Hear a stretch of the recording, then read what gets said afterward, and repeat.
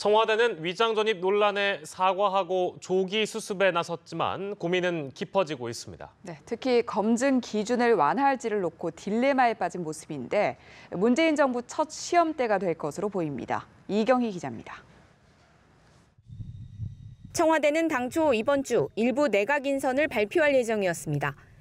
장관이 어렵다면 차관이라도 조속히 인선해 국정을 안정시키겠다는 계획이었지만 내각 후보자들에 대한 각종 의혹이 불거지자 신중 모드로 기류가 바뀌었습니다.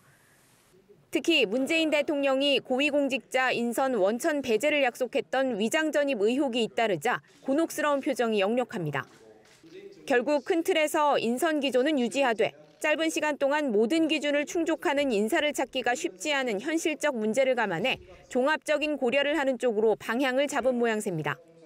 저희들로서는 관련 사실에 대해서 그 심각성, 의도성, 반복성, 그리고 시점에 대해서 종합적으로 검토하지 않을 수가 없습니다. 같은 위장 전입이라도 목적과 시기 등에 따라 판단을 달리할 수 있다는 점을 강조한 겁니다.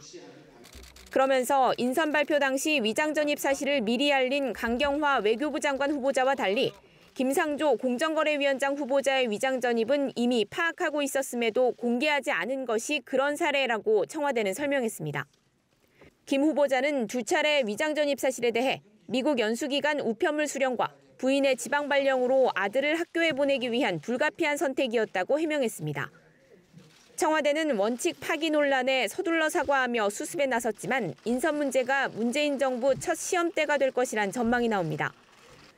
고무줄 잣대가 될 수 있다는 비판에 휘말릴 수 있고 청문회 과정에서 도덕성 후퇴 논란 등을 앞세운 야권의 공세가 불가피해 보이기 때문입니다.